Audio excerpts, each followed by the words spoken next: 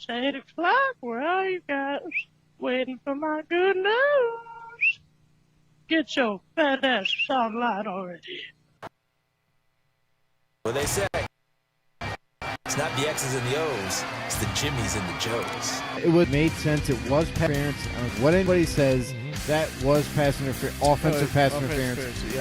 Get ready for 2 hours of hard-hitting from two men in the know. It's Football on the Know with Jim and Joe.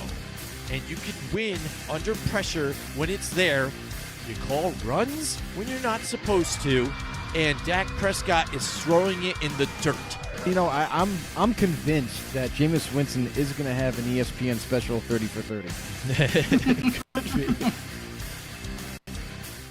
All right, what's going on, everybody? Welcome once again to another episode of Football on the Know. I am Jim McPhee, and alongside of me is Mr. Joe DeCapita. What's going on, Nodos? Welcome back for another edition of Football on the Know Show. We are ready to go. Can't wait. We are ready and excited, and, we're coming out of this pandemic slowly. We're moving forward a little bit here. A buddy of ours, Dave Stejna, his grandmother, 103 years old, survived, having the coronavirus, and she celebrated. This made national news here by drinking a beer, Joe. There we go. There it is. She drank a beer. What's up. Yeah, right that's right. Pounded a beer, and it was amazing. It's great. It's good news. A lot of things are moving forward. Businesses are opening up, so we're looking to move forward with all that, and we're talking some football, Joe. And it's exciting what's going on, too, besides all, the other, negative news that's going out there. Potential changes maybe with the salary cap that's going on here, Joe. I mean, this could be an interesting tidbit for the next coming season because as we're moving forward to try and make changes and what's going on. Oh yeah, we got to. I'm sorry to cut you off. We need to interrupt on this one. This is Swervo Gaming. Are you kidding me? We have a sighting.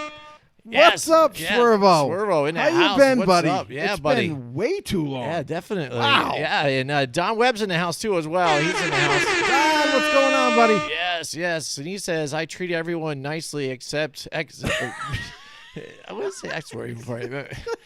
Michigan Wolverines. Pandemic seems to have lessened per the riots. Oh, that's good. Thank you, Don. Yeah, we will have to have that thing. I have my fact of the day, I think, though, this week is going to be, I think you might enjoy it, though, so stick tight. We want to thank everybody for joining us. Those are guys from YouTube, but thank you, everybody, for Facebook joining us and also people on Periscope and absolutely. And, welcome to Twitter. The show, boys. But I was saying, so with the pandemic going on, we're moving forward. Now everybody can report to their potential clubs, and facilities and start moving forward here. But now they're talking about the season starting and potentially not having fans in the stands and loss of revenue. And the projected salary cap here for this year so far, it's going to be $198.2 million, I think it is. So that's a lot. It increased, and that's due, and that's based. They base that off of projections with the TV deals, merchandising. They give a roundabout number of what it's going to, the revenue that's coming in, and how they're going to pay everybody here. Right. But they are going to take significant losses. And from what I'm hearing, it could be roundabouts to like $1 billion. You split that up between 32 teams, and it's roughly about $31 million hit on the cap this season. And that would be interesting moving forward next season, Joe. Yeah, and that's the crazy thing is it's a very substantial amount. When you talk about that, like to us, we're like, 31 million? I could live off that. Ooh. But these teams live off that very easily in one season. So they can fly right through that kind of money. We've seen some of the big-time contracts that these guys that have signed, and we see in the foreseeable future, maybe a guy like Patrick Mahomes, he's working at a deal right now as we speak with the Kansas City Chiefs. And I'm very curious to see what that deal is going to end up being because we've seen these astronomical signings by premier quarterbacks, like Aaron Rodgers, and he's making $30+ million, and you got Russell Wilson making $30+ million. So I'm curious to see what a 2-year going into third year type of quarterback after winning the Super Bowl, how much money he's going to get. He's in the beginning stages of his prime right now. So I'm just very curious what that ending number is going to be, what they agree upon, and that's probably going to blow open the quarterback market once again. So contracts like that are going to be happening, and you also got to look now into the near future with 2021 upon us, where that's where the cap is going to be most affected by this loss that they are going to receive. And there's a few teams that are, well, I'm not going to say on the border, but we'll just say they fell off the edge of the cliff. Yeah, we'll say there's that. going to be a few that are really interesting here. And just real quick, there's teams like the Texans, the Falcons, Saints, and the Eagles that are in dire need of cash flow, because when this thing hits, if it hits as major as we think it's going to, the Texans, just to put it, so you guys can understand, they only got $21 million 2 years from now. So in 2021, or for 2021 season, they got $21 million. Yeah. Not a whole lot. When you're talking about a $31 million loss, that puts them in the hole already, and they got to make some things happen. Then you get to the Falcons, $59,000. That's all they'll have. So they'll be in a major hole. They got to figure something out. Unload Julio Jones. Something's going to have to happen there. And then you look at the Saints, which this is absolutely insane. They are going to be over the cap by not a few thousand, not a few $100,000, $34 million. And just when you think that's the worst, we got the Eagles, who are going to be over the cap, or due to be over the cap, by $50 million.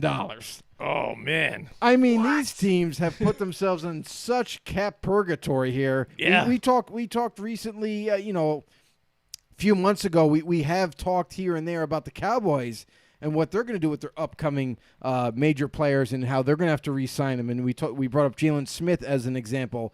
And this is going to be around that time where they're going to try to negotiate with him. And that might put them in dire straits here as well. So, but those few teams, man, they're going to be majorly hurting. I think they're all in now. I mean, the Eagles, they have to make a push for the Super Bowl again, because after this season, same thing with the Saints. We all know that Drew Brees, he's playing it year by year. Do I want to come back? Do I not want to come back? Do I want to retire?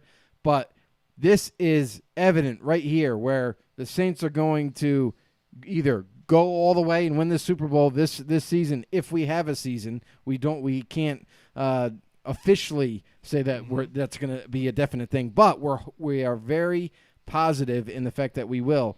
But those two teams, Saints and Eagles, they are absolutely in a bad way. Absolutely. Swervo joins in. He says John Jones took spray cans from some people, and UFC is back with no fans, but that's a little different. Right. As far as the NFL starting up, I mean, it's going to be different, obviously, but they said they're going to try and simulate experiences by putting sound into the stadium too, pumping it in. But then also, I found interesting is they're going to for the televised games here, they're going to put pictures of old pictures of like fans cheering and stuff from previous games, like say from last year. Yeah. When they went to commercial, where like that guy's going, checking out things. Okay. It's to make you feel like you're there, but who knows? A little weird. Don Webb, here he goes. Eli Rotten Apple. Ex-Buckeye, but an NFL failure. Panthers, poor signing. I know. Is he even going to be able to get in a physical now? Is that what the deal is now? Because is he able to get depending on a physical. Because that's the thing. Because that's what he couldn't get done before. Right. But they probably look at it as who knows? They're not really going to. It's not a real big loss, I guess. Right.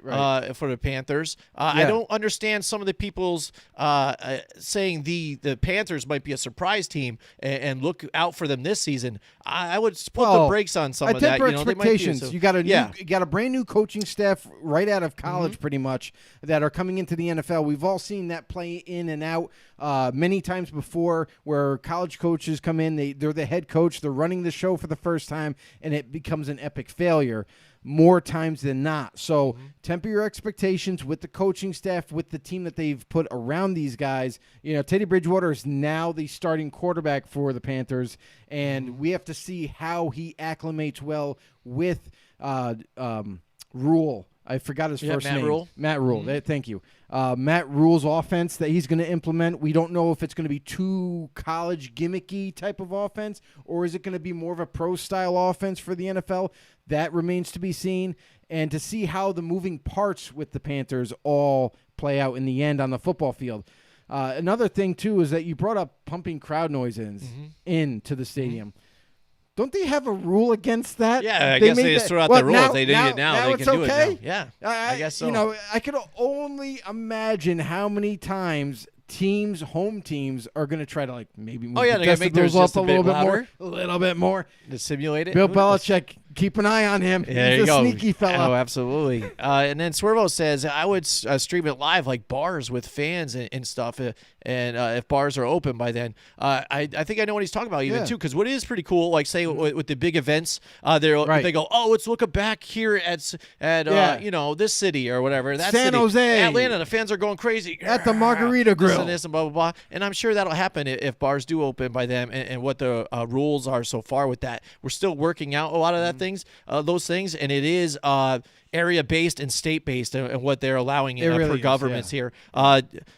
Here in New York, we are just barely getting into phase 2 now. They just officially did that, and right now it's only open air areas, I think, in bars and restaurants and serving drinks. I think some food is limited though, or things like that. So, and you're distancing the tables and stuff. So we'll see. We still have a few months to go. We'll see how everything moves forward. There's a lot going on in the country right now. So all we can do is hope and see where it leads us. But we're here to keep you connected to football. Absolutely. Yeah. So we're talking salary cap and how it might be affected. And let's talk about here. Like you just said, 2 teams here, major players here. The Eagles looking to get back to the Super Bowl, and the Saints, who have been on the cusp and just had that bad luck here, could not get it done.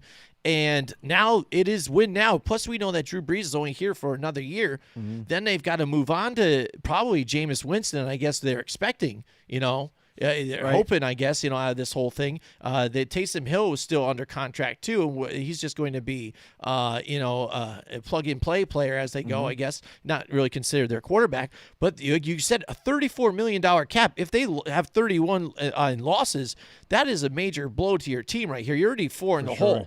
I mean, and the team can make it up the next season, but that's rough. If you have any kind of issues within that team that season, injuries, you need to grab guys here and there. It's going to be tough. They are in win now. And the Eagles, just like you said, maybe this is, they couldn't actually anticipate that. But how about getting the quarterback here, to possibly replace Carson Wentz, so that maybe they can, if it does go poorly and if Carson Wentz does get injured again, do they say, let's just cut our losses here? They can't. With that contract, they just tough. can't do it. It is tough. That's their guy. They've made that decision already, and they're not going to go back on it right now. They'd have to wait till in the latter part of his contract to even think about that. Talking about Carolina here, we have Mike Tackett in the house. Mike Tackett, who I was just checking out. Yes, he did a podcast here, and he was talking to Butler and Benote, which is cool. I want to check it out later on. So if you guys hear about that, they did post it to a football world group, discussion group. I think I keep screwing up the name of that, but it's a football world. Okay. Check it out. Good stuff. A good friend of ours. And he says, who is the QB2 in Carolina, Greer or Walker? You would think it's just automatically Greer right now, but without getting your workouts and seeing them like Joe and I were talking about earlier before we got our show going. Yeah. They got to get their hands on them. The talk that they have. I always wondered why. Let's get their hands on them. I'm like, that sounds so aggressive. Let's wait till we get our hands on them. Let's wait till they get them worked out and see what they have with them.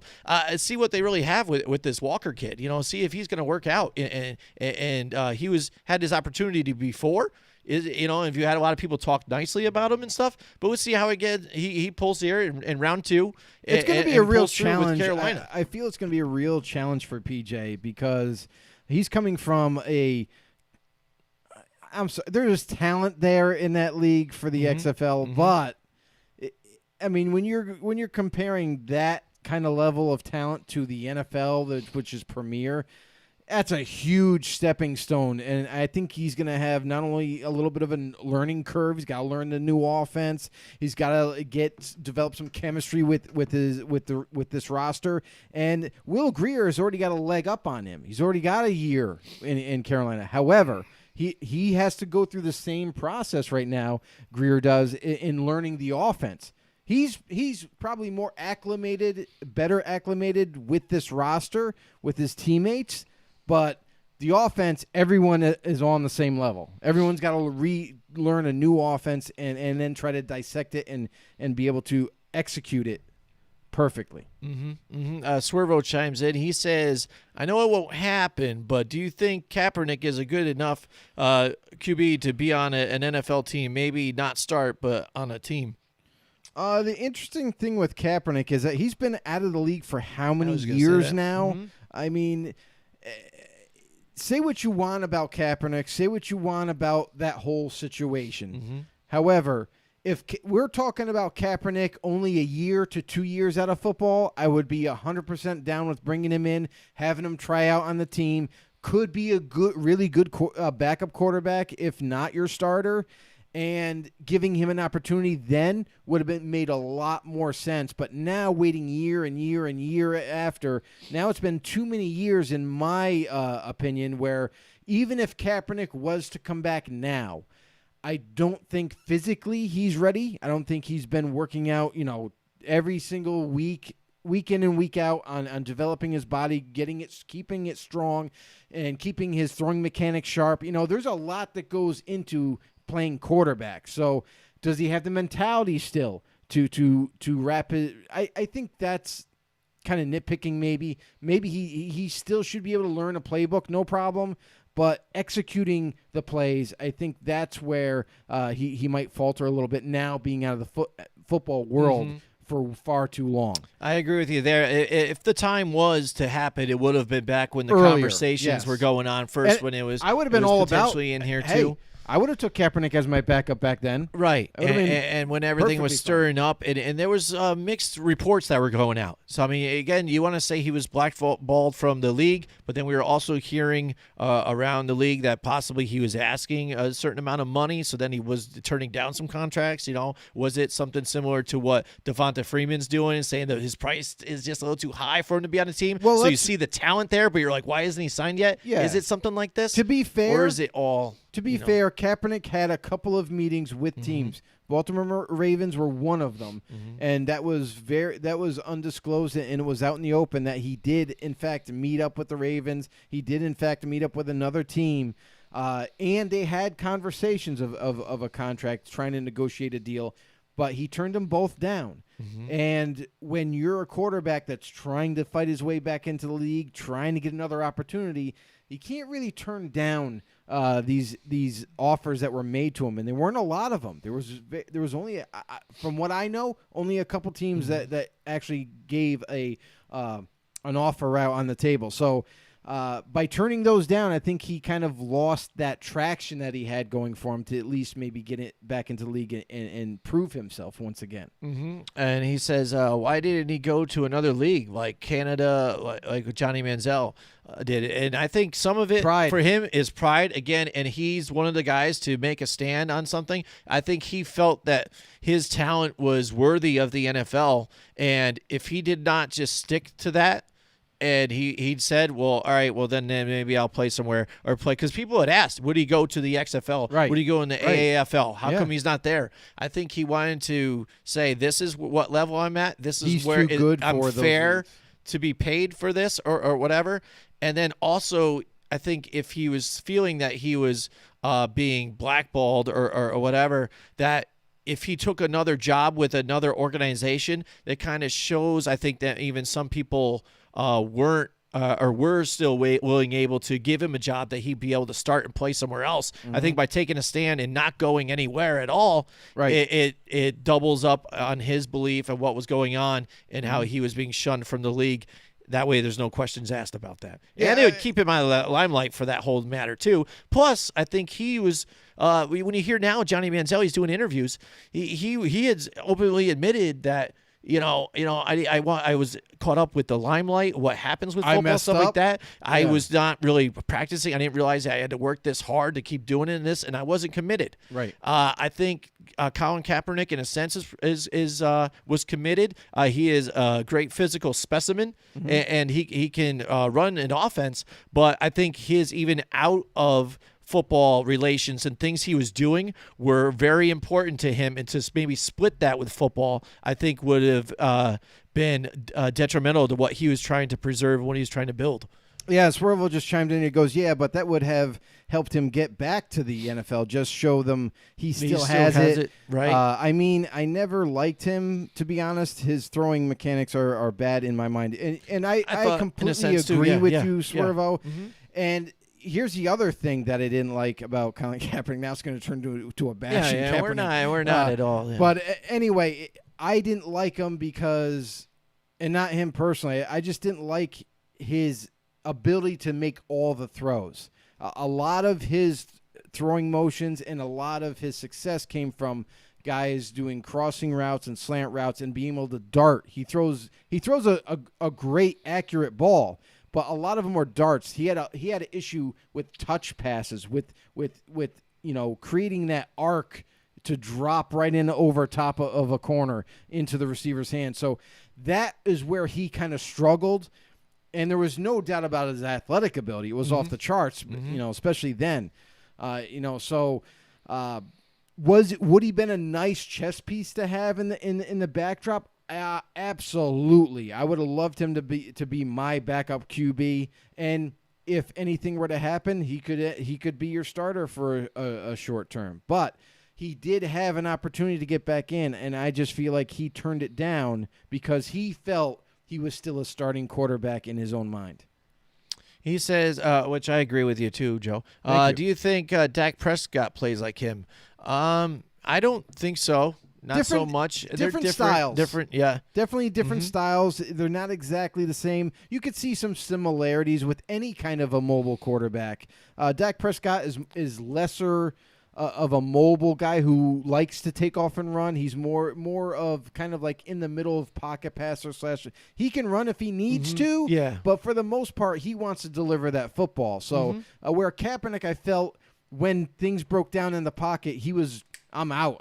See ya. I'm gonna take off no matter what. I'm not trying to create time and then look to throw the football before I absolutely have to take off and run. It was more like, play breaks down. That's it. I'm out. I'm going to get as many yards as I can with my feet. So, and he had those long strides that got him in his added to quickness. Absolutely. So he was getting up there. I don't think Dak Prescott is as quick as Colin Kaepernick. Dak is definitely different. He's a different quarterback, more physical type of guy.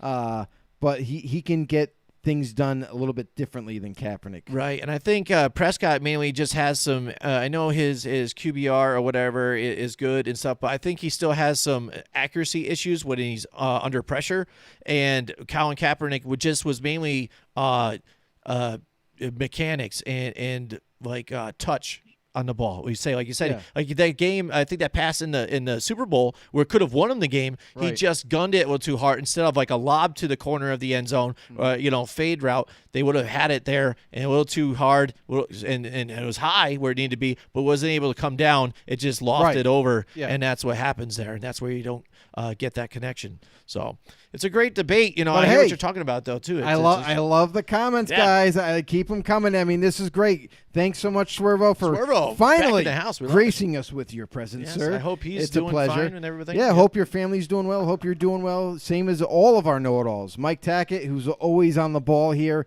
and Don is now becoming, one of the exclusive VIP type guys. You know what I mean? He's all in. So keeps me in check. That's right, he does. We really appreciate all you guys. Thanks for the comments. Thanks for showing up to the show. Spread the word, guys. Just spread the word about our football show. You got friends, you got family, you got anybody that loves to talk football. Make sure you kind of direct them our way. Have them go on YouTube. Hit the subscribe button on YouTube. Just search Football on the No Show. Boom. Hit that subscription button. Hit the notification bell to get all our latest and greatest updated content. And you can also follow us over on Twitter, where we try to keep updated with a lot of different stories that come out of the NFL. So at FB_know over there on Twitter. And you may also know or have heard somewhere that we are also on Facebook as well. Yeah, absolutely. All right. So, yeah, if we were talking a little bit about the salary cap, it's interesting to see what teams might be rebuilding or seeing what they're doing next season. The Falcons, again, is Dan Quinn going to come back if they do wrong this season? There's a lot of questions to be had here. Drew Brees moves on with the Saints. Eagles, do they move on from Carson Wentz? Again, along with that cap hit. They need to worry about their offense. Yeah, offense altogether as a whole. He says, do you think Drew Brees was in the wrong with this comment he made on Twitter? Okay. We really want to go down this road. Talk about this stuff, but yeah. I'll put it this way. I mean, if he was asked a question about, this is my point of view. This isn't maybe Joe's either too. So this is what I'm saying, and then we'll have Joe react to this too. Oh, thanks. All right, Joe. All right, here we go. And so if he was asked, if they potentially kneel again this upcoming season, do you have a problem with it? Yeah. And I think that it's just triggered something in him and said, listen, I hate I disagree with anybody who disrespects the flag and this what it means to me. Mm-hmm. And I understand that answer, and I know that's something dear to him, but I think in that moment he kind of lost what really is going on with everybody to hear. What the really question was kind of dealing with is not even about like disrespecting the flag. I mean, just the kneeling starting again. And potentially, is it going to have a greater effect on everybody here now the second time around? And will it be a different conversation than just, these guys are kneeling again, disrespecting the flag? So I think he took it as, here we go again, and this is what it means to me. And I think, yes, at times or in an aspect, he overlooked what was going on in a sense. Mm-hmm. I think he could have worded it a little better. Like he could have even said, I understand what Colin had done there and what was going on. Me personally, I feel that I would do there. Like he said, I stand with my hand on my heart. It almost brings me to tears because I remember all what happened, blah, blah, blah. Yeah. And then reflect on what's happening now. That would have been a complete answer. Everything would have been fine. But I think he got lost in the moment and how dear it means to him and just gave a straight up, honest answer, I think, still, too. But it is with the way people are now, though, too. Let me say this here too quick, that now people are watching to see if anybody slips up, ready to point fingers. So I think it's easy for somebody to just say, well, this guy just said something that I disagree with, so he's got to be this, or people want to label people. Mm-hmm. And I think people shouldn't be doing that right now.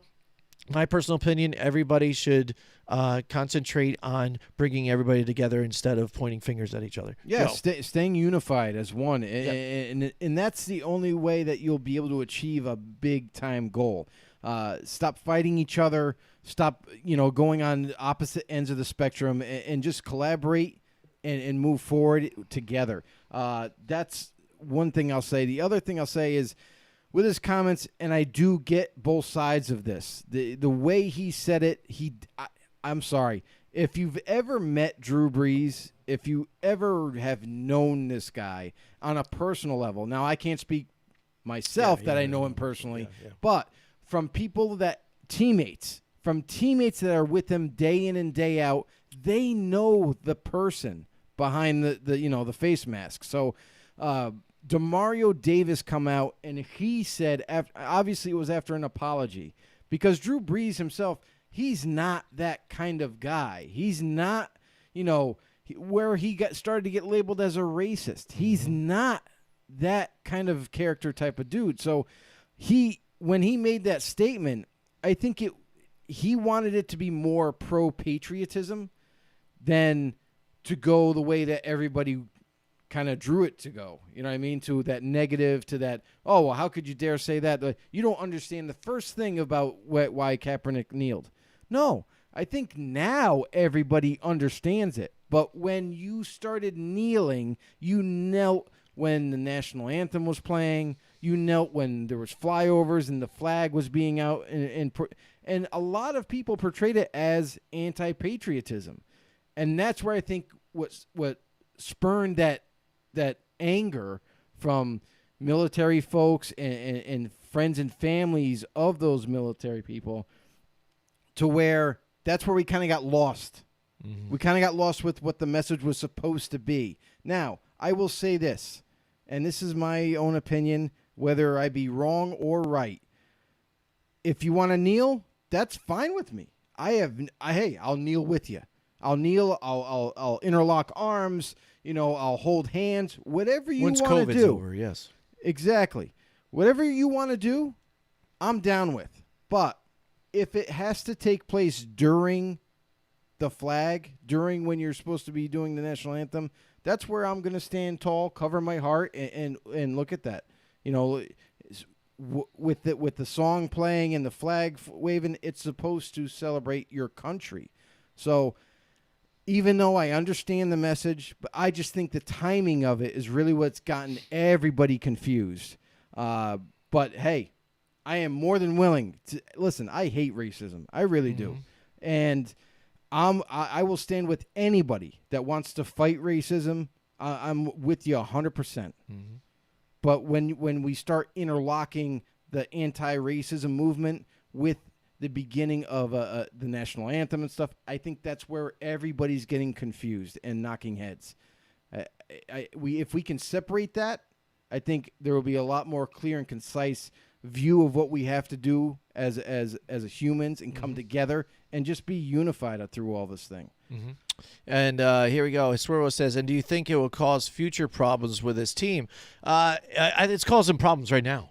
You know what I mean? As far as future problems, are him and Malcolm Jenkins now going to see eye to eye after this? Who knows? Can they work it out? But this is what I've always said about this whole issue too.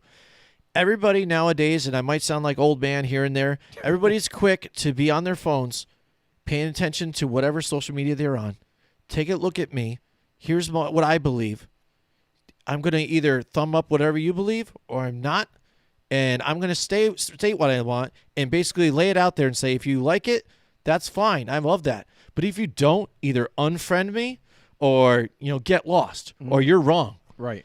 People aren't willing to sit down and talk to one another and have a conversation and debate about things and then come to a conclusion afterwards like we might just disagree. Or, you know what, things are just different, but we can work on things to get them better because guaranteed we're all not going to get along. That perfect harmony is not going to happen, all right?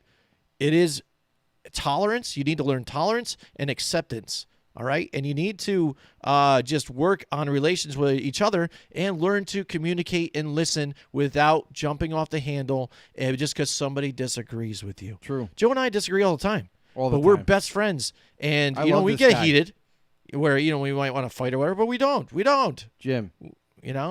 I love you. I know. I love you too, man. Thank you, bro. I love all of our know-it-alls out there. Absolutely. And this is, again, it's something we're going to work through as a country. It's going to get better, all right? We're going to make it happen. And as far as future problems with his team, they're going to hash it out. And everybody knows that it is a brotherhood in that locker room, and they're going to talk to one another. Oh, they and probably it might already get have. physical. And it might get, even close-knit or whatever. But they are a team, and they need to be able to communicate and work together.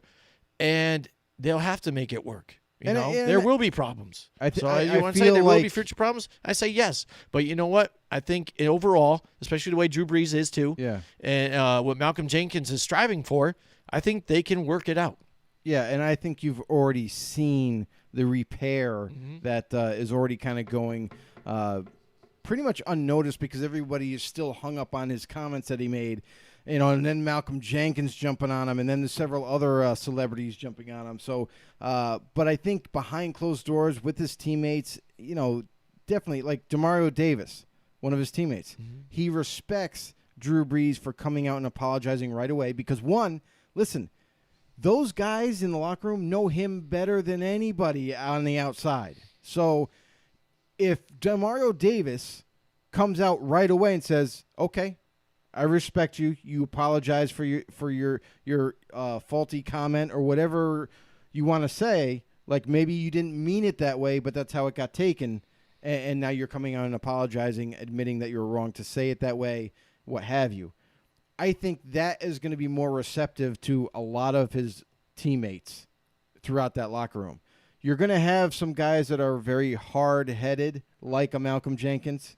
We know he's like very in the front lines of this kind of issue and is so passionate about it, where he, as soon as he hears any kind of negativity, he will jump all over you and go up one side and down the other. So I think over time, before even the season gets here, I think you'll see some understanding between Malcolm Jenkins and Drew Brees, and I think they will hash it out well before the season even gets here. All right, yeah. Moving on from that, let's talk about football now. Talk about football now. Yeah, I understand. Yeah, it's a hot topic. People want to talk about that, and I didn't want to get into it a whole lot because I get a whole big spiel. But again, overall, I just want everybody to work it out, communicate more, 100%. and spread more love to each other. You know what I mean? We're all in this together. Okay. All right, and so let's move on to our fact of the day. I think Don might appreciate this one. We'll see, though. He might just hate me some more. Who cares? All right, here we go. All right, it's our in the know fact of the day. What do you got? I reached deep for this one, Joe. I had a bunch, though, coming up right. here. But check this one out. Here we go. In 1920 to 21, the Akron Pros have the longest shutout streak in NFL history. The now defunct team from Akron, Ohio, had a 13-game shutout streak spanning the entire 1920 season, continued into 1921. Jesus. The Pros captured the NFL First League Championship in 1920 here. Wow. So this team right there, that's your in-the-know Crazy. fact of the day. They went a whole season. Everybody talks about the Dolphins, undefeated or whatever. These people didn't allow people to score. You know what I'm saying? That's when pretty the first impressive. original NFL had started. 13 games and right into the next season too. I mean, amazing stuff. Wow. The Akron Pros, Crazy. which the team is not longer around. And researching some of this stuff, I always find it funny. Some of the old team names. And Yeah, some of the right. cities that had teams. You know what I mean? There was a team called the Panhandlers. Can you believe that? Yeah. It sounds like a team that might have been, from Schenectady possibly, but we'll see. But it's funny now. The major teams and cities, have teams now. But something like that has something to be said for, because nobody's reaching that. Nobody's going to hit. Like, you No see these way. tough defenses, even the old defense of all time, the 85 Bears, the Ravens of the 2000s, and some of the defenses now, to shut out 13 teams in a row. Never going to happen. I'm sorry. So that was an impressive Will Tippett I found, and that one goes out to Don just because he is an Ohio State guy, and also Mike too. Ohio out there. Shout out to Ohio and everybody out there. So that's for you guys.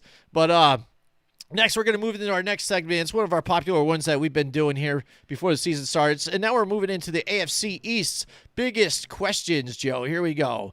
All right, let's start off with first the Buffalo Bills here in the AFC East. Now, let's look at the question here. Have the Bills improved their offense enough to make them AFC contenders here, Joe? What do you think? This is an interesting team right now. Their biggest need 2 years ago was what? Wide receivers. And now you look at this team, it's pretty complete right now. We've always loved their defense. They've had a very, very solid defense. They come back in this offseason and they pull off a big splash trade for Stephon Diggs from the Vikings. He comes over. Now, looks like he's going to be their number one guy. They still have John Brown. They have Cole Beasley. So you look at that trio of receivers that they have, and they might have something brewing here in Buffalo. They do have Devin Singletary at running back, a young rookie last year is returning. He's going to look to take more of a prominent role in this offense. And there's a lot to like. Other than that, you look at Devin Singletary. They got Zach Moss, who I also like, is a rookie that they drafted in the third round. He's going to be a nice 1-2 punch with him. I definitely foresee that. As well as Josh Allen returning another year back. Way more comfortable with this offensive scheme. Way more comfortable now look at the weapons that he has. You know what I mean? You look at Dawson Knox returning at tight end, a young player who's kind of starting to develop and get better every season.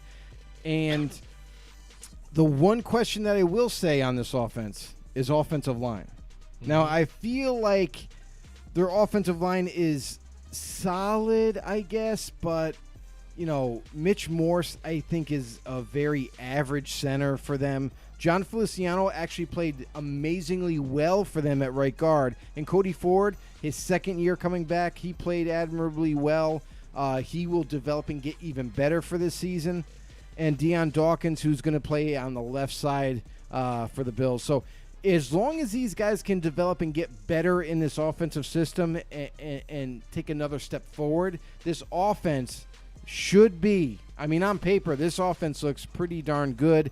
And as long as Josh Allen, again, he's got to stay healthy and he's got to keep developing and getting better. So if it all starts with Josh Allen, if he can continue to get better this upcoming season, I'd watch out for this Buffalo Bills team because we've known their defense to be extremely solid.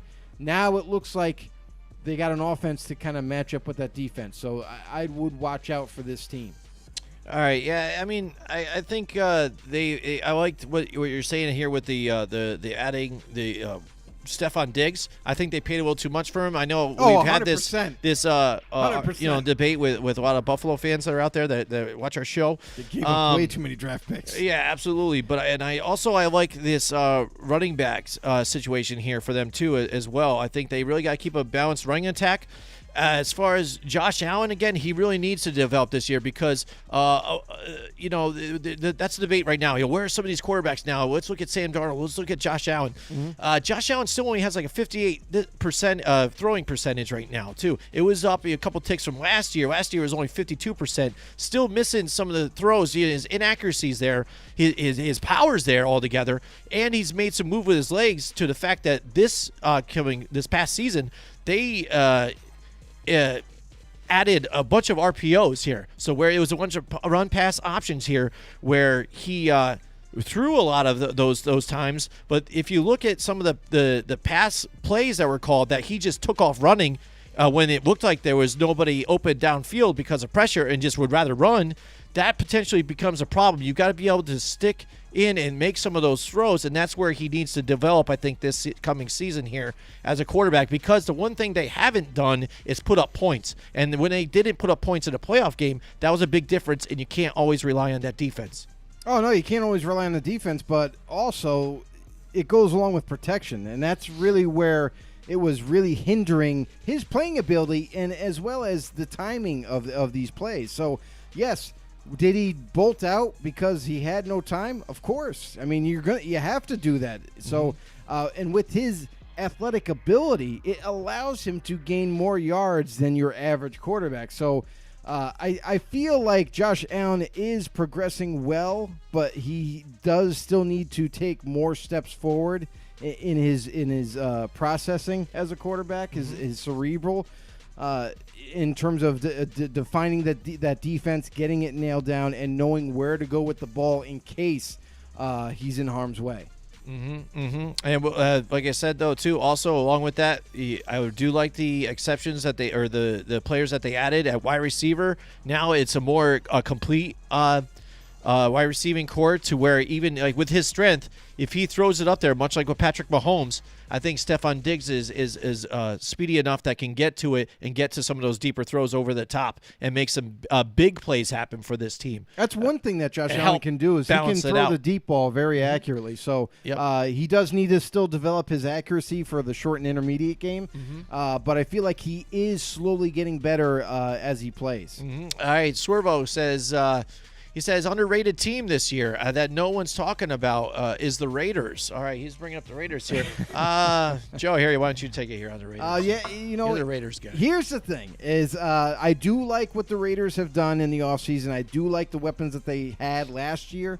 Now you pair them up with a guy like Henry Ruggs and his speed, who everybody in their book is still kind of comparing him to Tyreek Hill.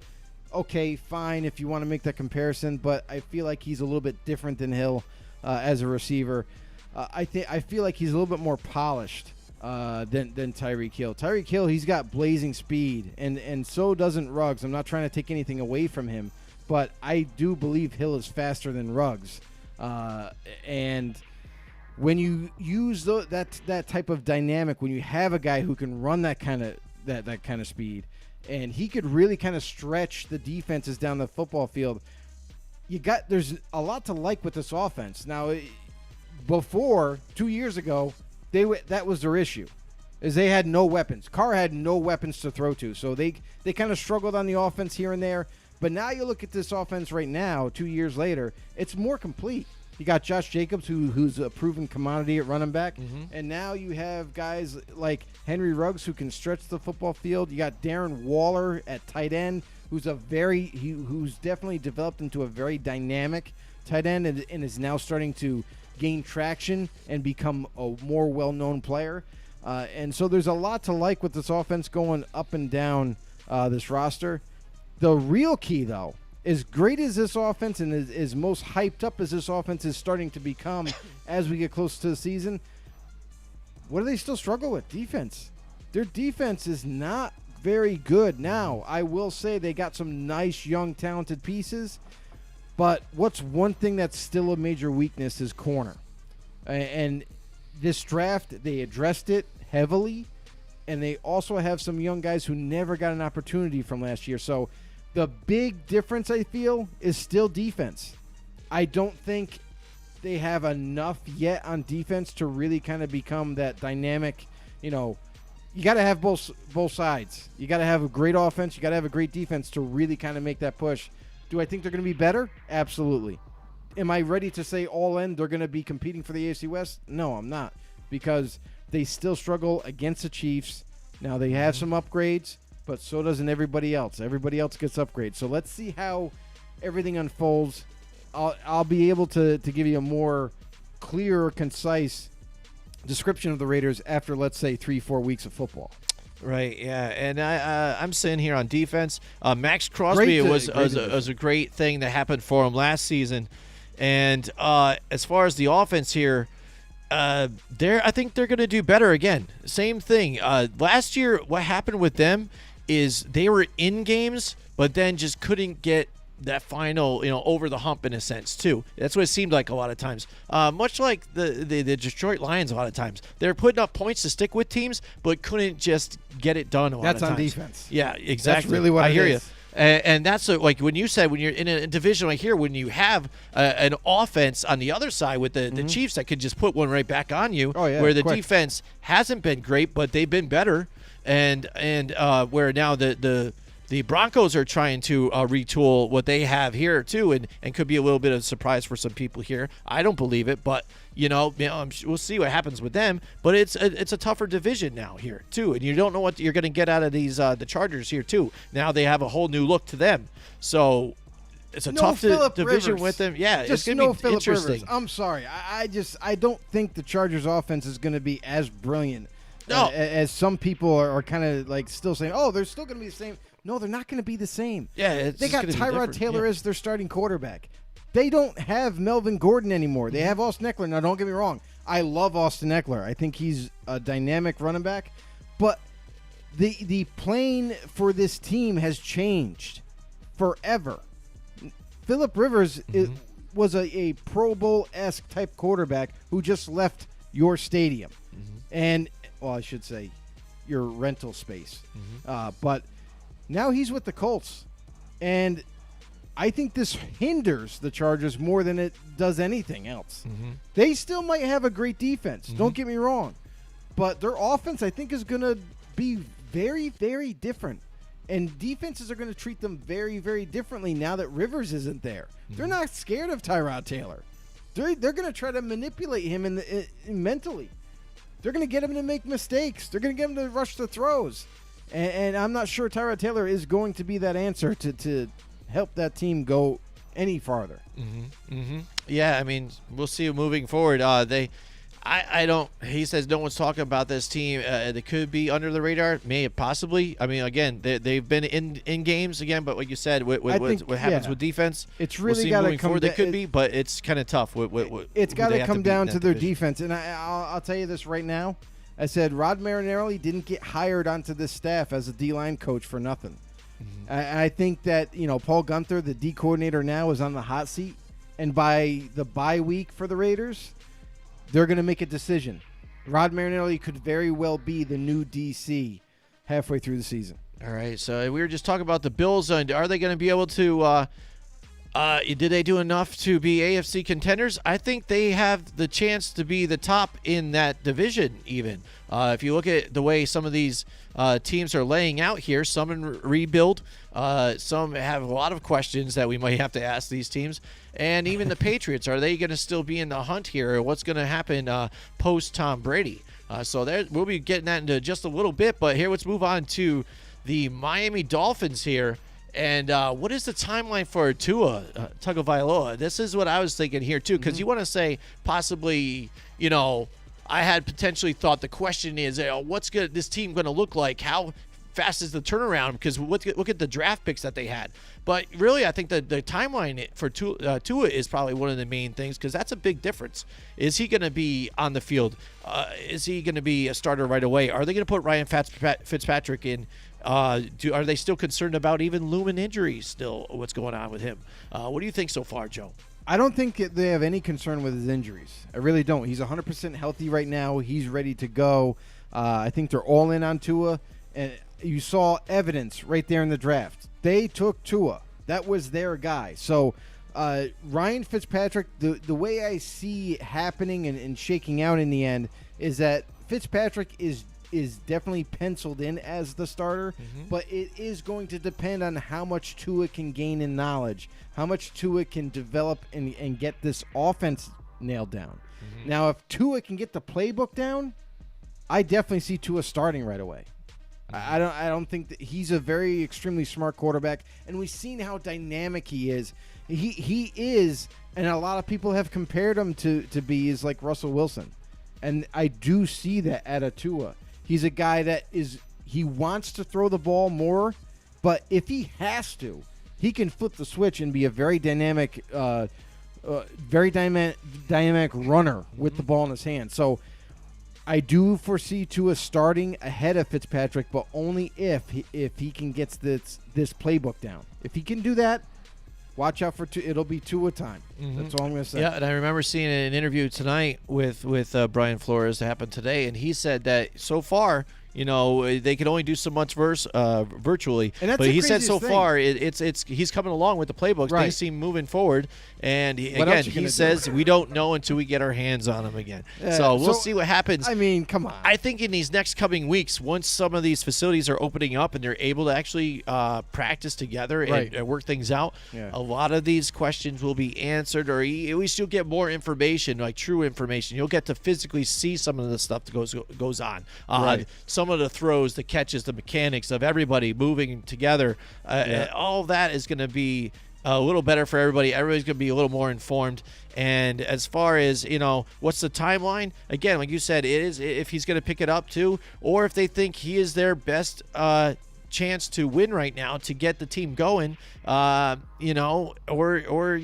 is Ryan Fitzpatrick just a guy that's just going to steady the ship until Tua is completely ready and to lead these guys? Because also, I mean, they just grabbed Eric Flowers here, who looked pretty good for Washington here. Guard, finally moved him at guard, and seems like that's the spot that he should have been. All along. Right. And the Giants should have known this here too. That's one thing. I'm sorry to interrupt you. Go ahead. That's one thing that I'm a little puzzled about is why didn't I don't know why, but why it just doesn't make any sense why the Giants didn't at least give him that opportunity to play guard for them, to maybe say that's it. If you can't play guard for us, then we're done with you. You know what I mean? It was interesting how they kind of just say, all right, that tackle didn't work, and then we put you at right tackle. It didn't work. That's it. We get out of here. And also, I like the additions of Matt Breida and having Jordan Howard here as a 1-2 punch here too.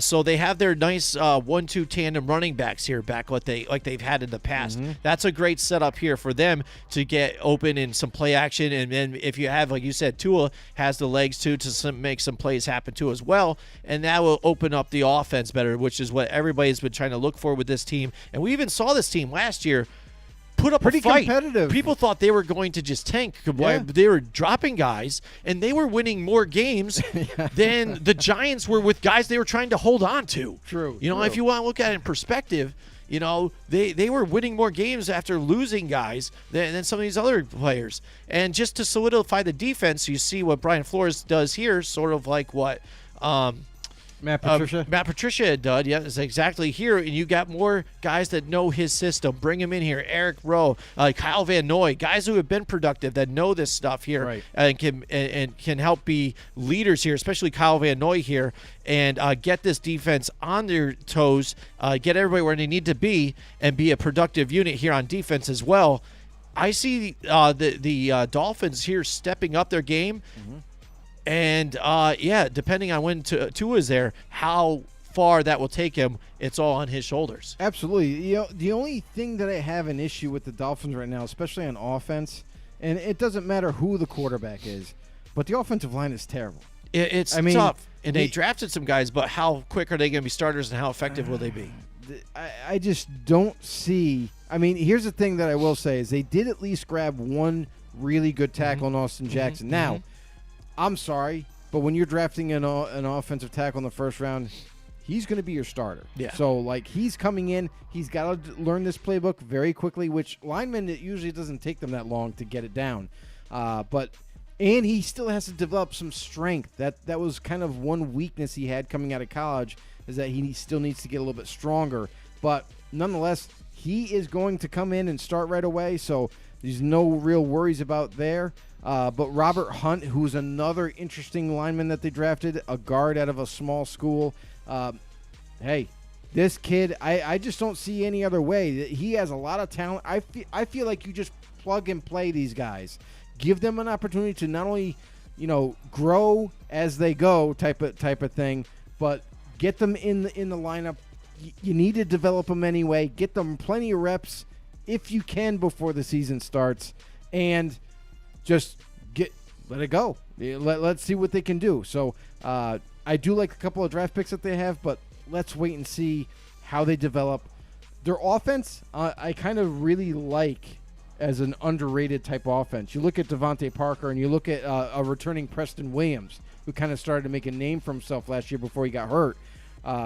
Those guys, I like to call them the Twin Towers in Miami because they're both really tall wide receivers that make great plays. So, and their defense is starting to slowly come together. They got a lot of youth on that side of the ball that still need to develop, and they are still rebuilding. So I definitely don't think they're going to be pushing for this division, but I definitely see them being more competitive week in and week out, and wait and see what they can do the following year.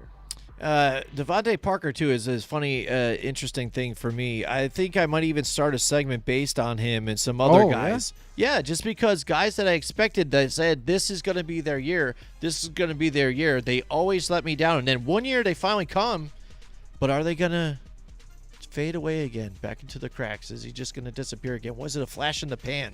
He's only with the Dolphins this year unless they sign a new contract. Yeah. So it's a contract year. What do players he'll probably play really well then. We'll see. He played really well last year. He did. But can he listen? I'm just afraid on this. The one problem with him is he's got to stay healthy. Mm-hmm. That's it. Everything else is going to take care of itself. He is a really good receiver. He just got to stay healthy and stay on the football field. If he can do that 2 years in a row, there you go. It's going to be locked up. Who knows? People are sometimes bitten with that bug. All right, let's move on to the New England Patriots here. Now their biggest question for me is Jarrett Stidham the answer as Tom Brady's replacement here? Because, again, this is what the big question that looms over this team as they watch numerous quarterbacks come and go within the draft, within free agency. Cam Newton's still out there. A lot of people are thinking they should look into him. And they have stuck by this guy. This is the guy they grabbed late, in the draft. Was it last year? For sure. And a lot of people are very high on him. I remember Louis Riddick was high on Jarrett Stidham. He said, watch out for this character. When the Patriots got him, I said, uh-oh. They don't tell me this now because my man Lewis is behind him, and I love him. And sometimes he picks these guys. He said the same thing about, Patrick Mahomes, and we're seeing what we're seeing out of Patrick Mahomes here. Is Jarrett Stidham now this little surprise guy that the Patriots found somehow, and we're going to start all over again? That seems to, the future will tell, as we go further on here. But as the Patriots, it looks like they are in full rebuild mode possibly here with many guys leaving. Tom Brady, mainly the big component here. Are they going to be able to keep this dynasty going that they've had? Is it going to be Bill Belichick's team, is he the answer? Is he's been the guy this whole time that has been the reason they've been making it? Or is Tom Brady the main part that has now taken out of this team now? This is some of the other questions that will try to be answered this season. So what do you think so far going forward with the Patriots here with Jarrett Stidham now? Do you think he is the answer? And that might not even be – that question might not even be able to get answered until later, this season or even years from now. No, here's the thing. With Jarrett Stidham, listen, the Patriots have been behind him from day one. There's been a lot of speculation, a lot of questions. Well, who's going to fulfill Tom Brady's shoes? Can it be Stidham? Is it going to be another quarterback, a free agent out there? A lot of people were kind of tying Jameis Winston as being a potential signee of the Patriots, as well as Cam Newton. And I thought for sure if Andy Dalton became available that would have been a shoo-in. That would have been like the perfect marriage. But it didn't happen. So it just goes to show you that despite what everybody else out there thought, the Patriots were like, nope, this is our guy. We weren't even lying. We weren't even kidding around about that. So, and you could see that in the draft as well. When the draft came up, I thought for sure they're going to draft a quarterback a little earlier than when they got Brian Lewicki. So I kind of like, now I take a step back and I look at this team and I was like, all right, well, okay. Patriots are completely 100% behind Jarrett Stidham. So let's see where this goes. We've seen this before where if the Patriots are like definitely steadfast in saying, nope, there's no other guy for us. This is our guy, despite what anybody else thinks, then they got to feel pretty darn confident. They've seen enough of Stidham to say, no, we're pretty comfortable with him being our starter. Now, what this is going to prove, everybody, is two things. For the people that said Tom Brady is one of the greatest quarterbacks ever, if not the greatest quarterback ever, this is going to be the deciding factor. Is it the system, where any quarterback that fits this system can come in and be just as good as like a Brady? Or is it going to be the other way? Was Tom Brady that great, and Stidham is going to fall flat on his face, and then that kind of destroys that argument that the system is the reasoning for the quarterback play. So let's wait and see how this happens, how it develops and everything with Stidham. Hey, I got to have, if you're a Patriots fan, you got to have some kind of confidence in your organization here, and their choices have been rock solid for the most part. So let's see where this goes. Other than that, what was a big weakness that this team had? Receivers last year. Yes. Brady he was banging the table for get me receivers. What we do? Let's trade a second-round pick for Mohamed Sanu, who's at the end of his career. Great idea.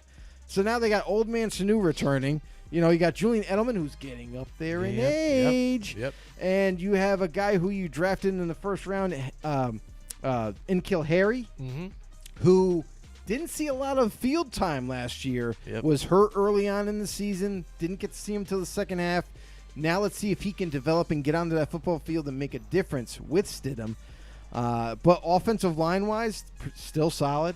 They got Isaiah Wynn once again returning to healthy and going to lock down that left tackle spot for them.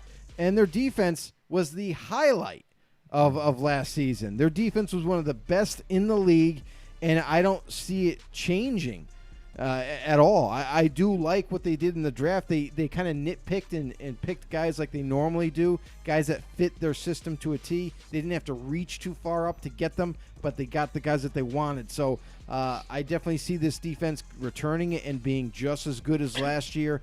And this offense, that's going to be the big question mark. Let's see how good they are collectively. Absolutely. You bring N'Keal Harry up. This is where Tom Brady had a little big argument or disconnect, too, because it seemed like N'Keal Harry, he was, I don't know if it was because of lack of play time and stuff like that, because of injury and here or there. He was making mistakes, not on the same page here, and that's where Tom Brady was getting frustrated at times. Like you said, Julian Edelman, he's getting long in the tooth. You got Mohamed Sanu.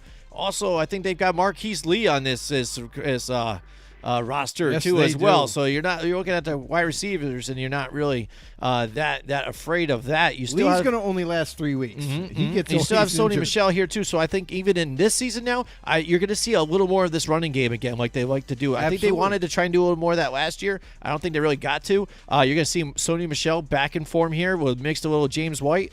And also, I think on defense, they lost a little bit here too, but I still like guys that they have in here. They have Guy Lawrence, but I like Dietrich Wise. Jr., Watch yeah. this guy here again, because he was my under-the-radar player last season. He was still making it happen here and not really recognized by a lot of people.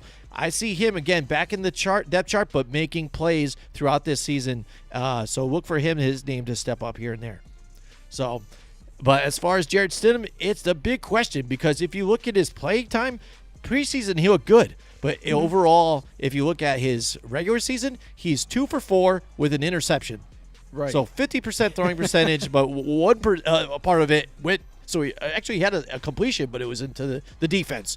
And that's why there was a question about this. You're giving the keys to the Corvette right here to a guy that has thrown 50%, and he also threw to the other team for an interception. So a big gamble, but who knows? Trust in Belichick here too. We'll see how deep this Patriot fandom goes, I think, too. Or do some of them jump ship and go over to The Bills. the Bills and Tampa Bay, or no, not Bills. I'm saying the Tampa Bay Buccaneers here with They're gonna Tom Brady and follow follow Brady? Tom. Oh, You know what I'm man. saying? But I don't know. Again, because I have been calling for Tom Brady to get replaced too, because you see the decline. If you look at his numbers since that, when he was 40, he had that bigger season. Sure, he has been declining, and you see some of the throws, the big time throws that need to be where they need to be, coming short, falling short, and you see frustration now that you had with Julian Edelman barking back at Brady. Said, dude, Right. where you at with this, man? Come on.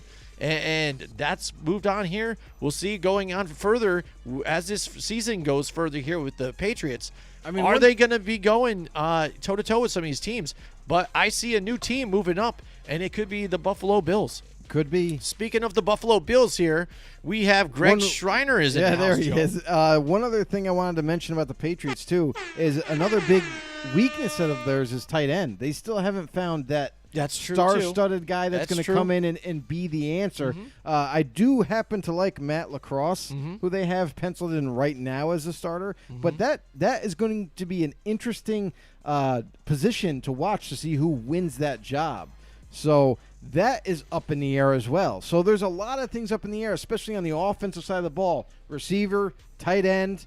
We already know offensive line's locked. We know running backs are locked. And quarterback seems like it's locked. So, but let's wait and see how that plays out. Greg says, yes, I believe the Bills system is very favorable to QBs.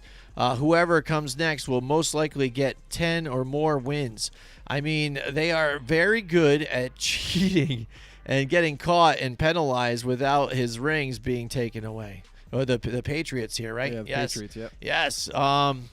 Yeah, I know. Who knows? We'll see. And I mean, as far as cheating, it's tough because if you want to talk about Spygate, I'd say that's cheating. But I think he also knows how to get around that balance of knowing the rules and being able to just like get as close as you can and saying, well, are they going to notice this? Here and there, much like the personnel changes. When he says, last minute, like as the play clock's going down, he's like, this guy's an eligible wide receiver. Boom. And then the defense is like, yo. Now they just know now. Right. But they're about to snap the ball. So they're like, oh, man, everybody gather up or whatever. But that's the fault of the NFL and the knowing referees the rules and the way it goes not too. being on point. And you know what's funny? You want to bring up that part. Remember when Vrabel played the Tennessee Titans played the Patriots, last season and stuff, and he did the whole time, laps and everything. Yeah. They have since then now changed that rule so that doesn't happen now. And the student how about became that? the teacher See on what that happens? one. Yeah. Now, but isn't it funny now when Bill Belichick gets showed up in something like Right. that? Yeah. Now it gets changed or something absolutely. happens. Right away. So this Right is away. why people get pissed off at Right. this team because this thing is there. Somebody else found the loophole. He already knew it, That's and not he's getting okay. called out on it, and then now nobody can do it ever again to him. I mean, it's sad. It's sad to see something like that happen. But Greg, yeah, he believes that. He's a big Buffalo Bills fan here. Now, what do you think now? I'll ask Greg right here. We were talking about the Buffalo Bills. We said, did you think they did enough on their offense to make a push and make a run and get that offense going to take the division or make a late run into the playoffs? So what do you think so far moving forward with the Bills? But as far as the Patriots, time will only tell what happens with them.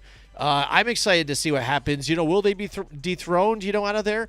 I would be excited for that too, but I also am intrigued if, Jared Stidham can take off and move this offense just like they did before, and maybe even better. We'll see what happens. All right, but next up we'll go with the New York Jets here. Finally, in the AFC East, biggest questions, did they do enough to help the offense here? Because this team was struggling for wide receiver depth here. And we said it last season when everybody was coming at us and saying, Le'Veon Bell. You got Watch it. out for the Jets. Bell's going to be amazing. Potentially we were saying, I'm like, these could be one of those surprise teams. We'll see how it goes moving forward. But, again, never could get it done, and teams did what Joe had said they would do. You're teeing up on Le'Veon Bell. He couldn't get anywhere. He's getting frustrated because they're meeting him right at the line, even with the moves that he has, and sitting out for a season, not able to get out there and be their whole team. They were done. You know what I mean? They couldn't get it going and not have the depth at wide receiver even to be scary in the back end and going deep and putting numbers on you and in the air. The other thing, too, of all that is nobody paid attention to the offensive line. I mean, we got Bell. That's great. Well, they stuck on the whole thing like, we believe and nobody else believes this, so we believe, though, and keep it going. It's like, belief can only get you so far. Right. The other problem was Adam Gase fell so much in love with Bell that he gave it to him all the time. Yeah. So there was no, deception. There was no creativity in that offense. It was pretty give it to Bell. Give it to Bell. Ah, crap, it's third and, geez, just throw the ball somewhere. I don't know. Throw it to Bell. But it just seemed like he concentrated too much because he got a nice new shiny toy, and we all know how great Bell is, but you need the pieces around him to help him be great. So no offensive line that was very solid. They had terrible tackles at the time. Now let's fast forward to this year. This year they made a lot of vast improvements. You look at receiver, which was a weakness. They move on from a lot of the receivers that they had last year. They move into Brashad Perryman being a signing out of free agency, who I think is a sleeper type of signing, who's going to come in, start right away, and be very productive for the Jets, as long as Darnold kind of gets him the ball. But also another change to this roster is the draft pick, Denzel Mims, who in the second round I was listen, I had him rated number 1 in my receivers coming out. I just think this kid is going to develop into one of the best in this class, if not the best in the class. So I think they got themselves an absolute gem. Now, his first year, a lot of times rookies do not pan out right away. So I say give this kid a couple years to kind of get acclimated to everything, and then watch out for a breakout season from him. But so they get 2 potential studs in this receiving core. Jamison Crowder's returning yet for another season there. Great slot receiver for them. And then you look at their offensive line, who's changed a lot. They drafted one of the best tackles in the draft in Mekhi Becton, a mountain of a dude. If you ever seen him, and if you haven't seen him, he's like 6'7", 340-pound guy who has super quick feet for his size. It's very, very intimidating. But he's going to lock down that left tackle spot. They go ahead and they sign Alex Lewis from the Baltimore Ravens to play left guard to lock that down. They get Connor McGovern to come over from Denver. There's a new face at center. And Brian Winters, been there for many years, older veteran. He's still locking down that right guard spot. And then Chuma Edoga, who was a draft pick 2 years ago, looks like he's going to take over that right tackle spot. So now if these guys can all kind of click in chemistry, there should be better protection for Sam Darnold, give him a little bit more time, and better running lanes for a guy like Le'Veon Bell. So overall, offense looks like it's improved all in all.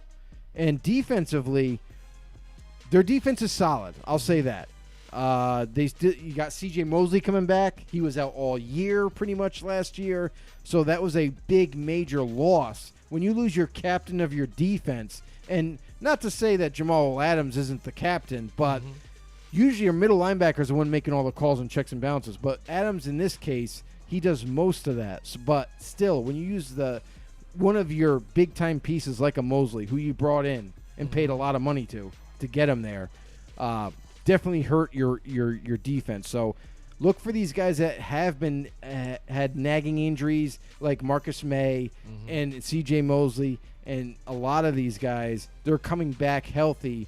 This defense should take a good step forward. And to be honest with you, if everything pans out on offense, the Jets team could be better than people anticipate. They really could be. You know, Darnold coming in with those new weapons, if they can gain chemistry really quickly, this offense could be well in leaps and bounds better than what it has been in the recent past. Yeah, and that's always the thing of what was going to happen with this team. Can the offense get going? Because, like you said, the defense has been pretty solid. And you saw even in the first early games, I think it was even the first game he went down, C.J. Mosley. That was a tight game, and that was a great game. I think was it Bills-Jets even? I mean, that was an exciting game back and forth, and the Jets were there. But then once Mosley went down, you saw the difference in the defense. Had an issue there. And now, like you said, they go and get Mekhi Becton and now Denzel Mims here, which is great. You know, a young wide receiver here to get on side of Rashad Perryman. I like that too as well.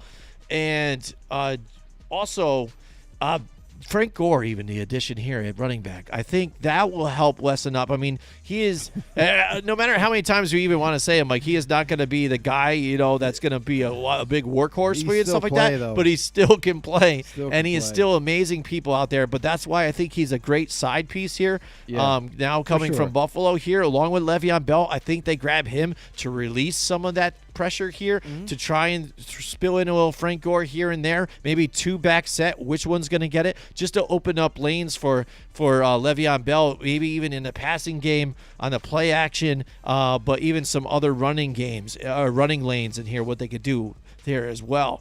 And also the little hidden guy that they grab here is Lanical Pirine too, who is part of the Pirine family that you know from Washington and things. So, I mean, I'm interested to see what this kid here does, too, with this team. And will he get some play time here along with these guys?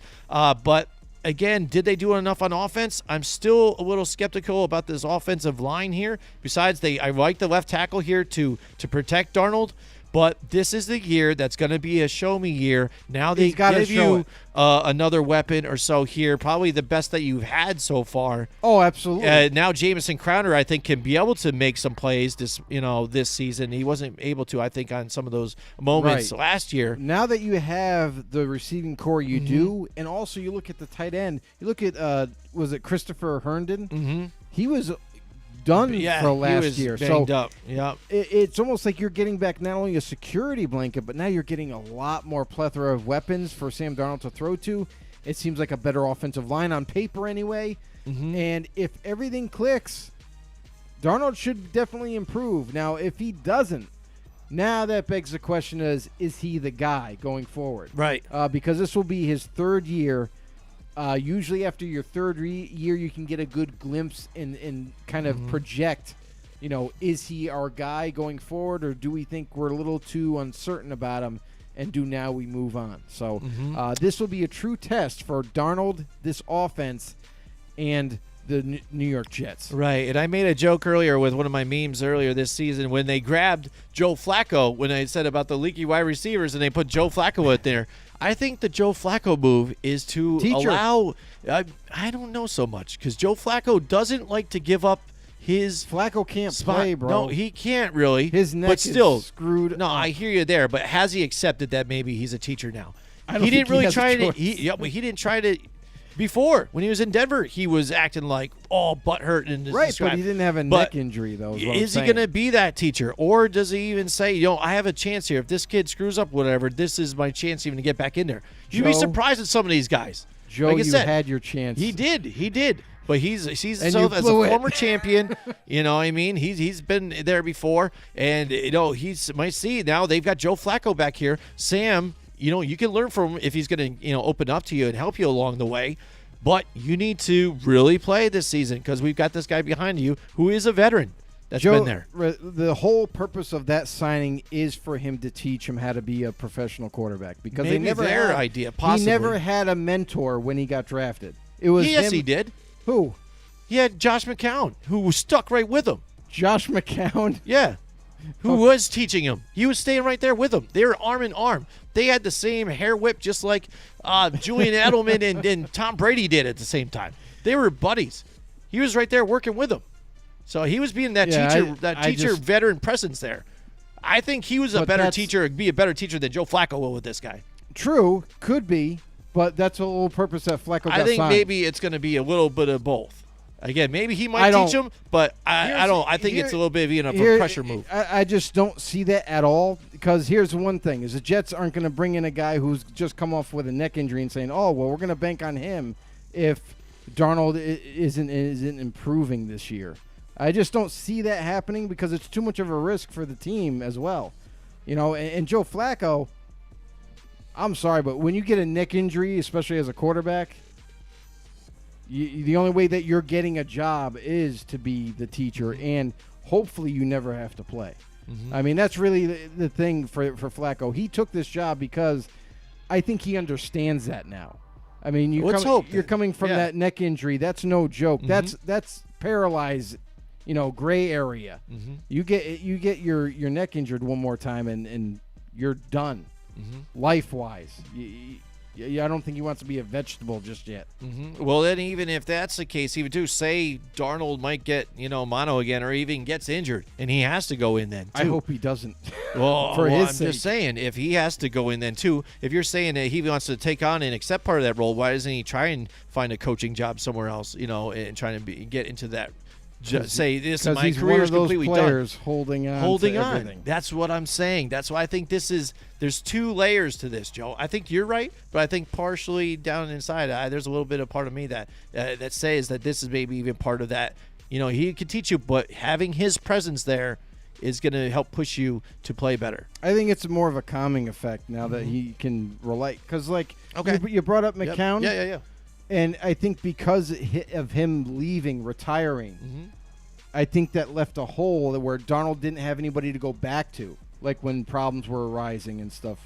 So that development maybe hurt a little bit. Now, Adam Gase, isn't he supposed to be some kind of a quarterback guru? I don't know. I keep hearing this. I don't see it, though, ever. Everybody and their brother says it. Everybody and their brother says it. Yeah. So it's like, okay, well then why would you need to bring in any kind of veteran to help get your young quarterback up to speed? Mm-hmm. So, I think there's a lot of things in play here.